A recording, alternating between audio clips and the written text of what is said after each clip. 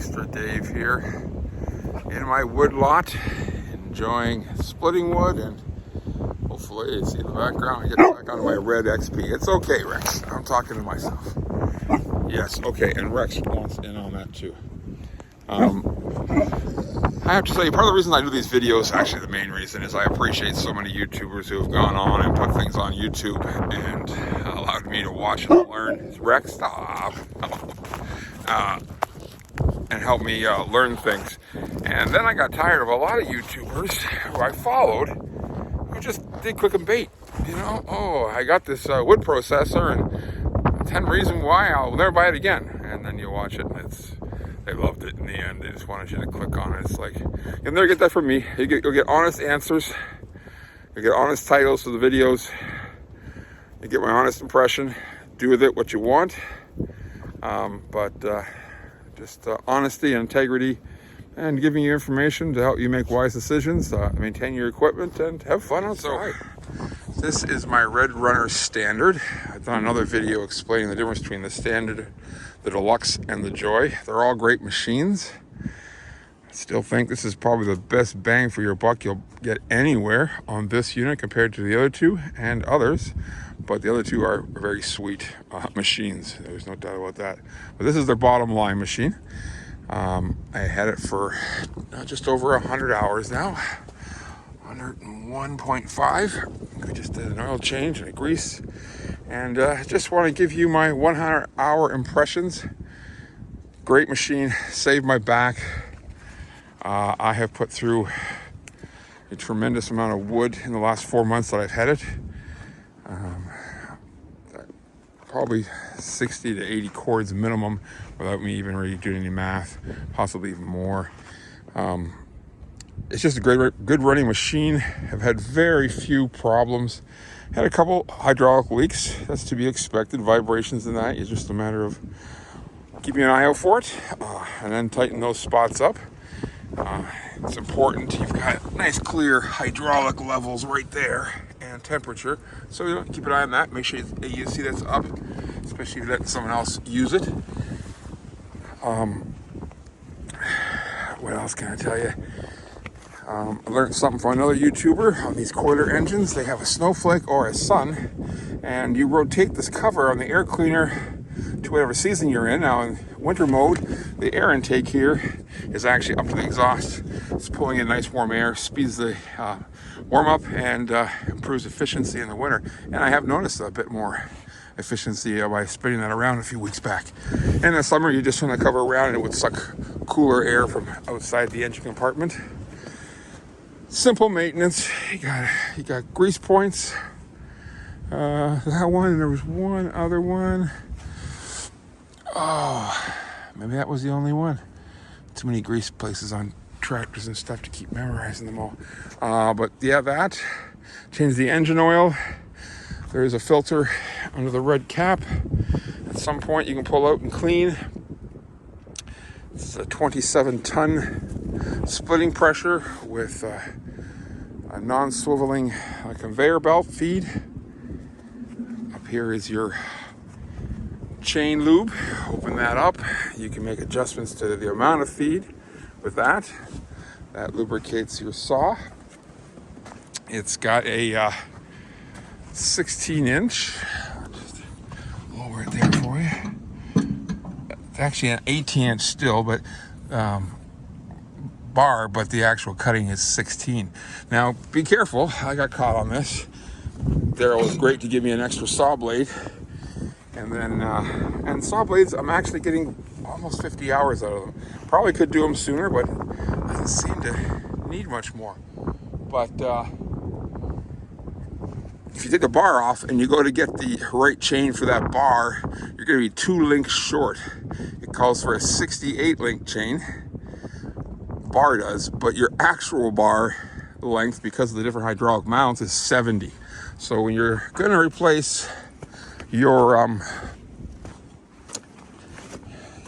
chain, you're going to need this, and that is the model number, and for that.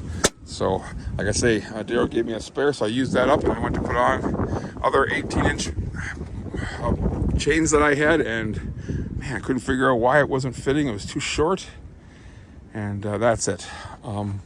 Now I did, and I'll include at the end of this video, I was having a problem with this shield, and like I say, I'll add the video of that.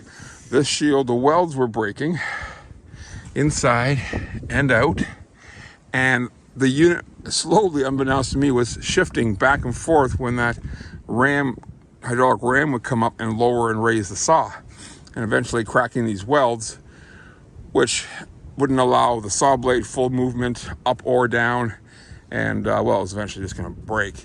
But the guys at Pascal were fantastic, gave them a call. They quickly sent out a new one with reinforced angle iron in the corners, and got that all bolted down today, so that'll make a big improvement.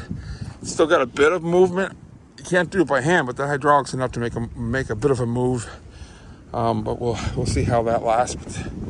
But I anticipate that's much stronger. You got, again, your 2-way or your 4-way. Have some problems with this. This is an aluminum rod which raises and lowers the splitter. But when you get a good sized log sitting on top and you're going to raise up this bar, there's enough weight that it actually twists this aluminum, which should be coming up nice and straight here and probably into that groove or this groove, but instead it's way past here and it's not even up. So I'm probably gonna have to figure some way to either reinforce this or get a metal bar instead, because it's even twisting the mounts itself. But yeah. But other than that, 100 hours of good hard use. Engine runs strong. It's 14 horse. No problem splitting the 4-way on some pretty gnarly wood we've had. And yeah, I give it 2 thumbs up. Very happy with Pascal metal. I own the Red XP over there. Haven't used it at all this winter because I've been so busy with firewood.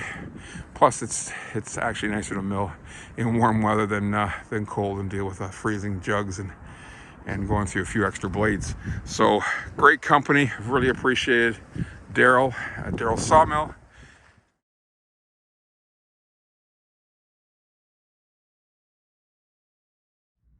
So here we have it. This is a new cover for the standard processor that I was using.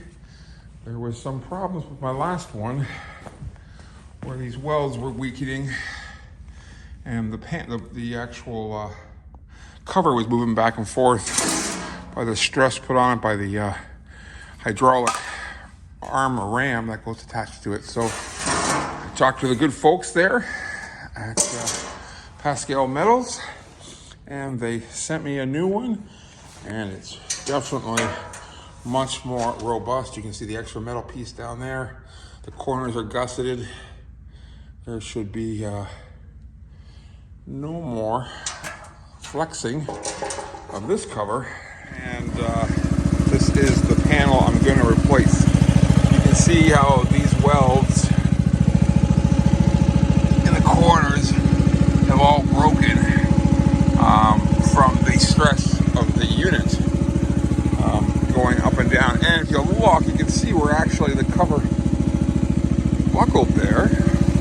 And if you can see the contour, oops, this whole cover is quite warped from the stress of this hydraulic ram that's attached here. I'll just show you idle here how much the cover flexes. I don't know if you can see that, but that's without a log on. The unit flexes quite a bit. So I'm looking forward to putting on this new cover. Appreciate how fast the guys got back to me there at Pascal Metals and got me that new cover. So I'm going to put that back on and get back at it. But really enjoying the machine. because it said before 101 hours. All right, got the new reinforced cover on. You can see all the corners here and there are all been reinforced.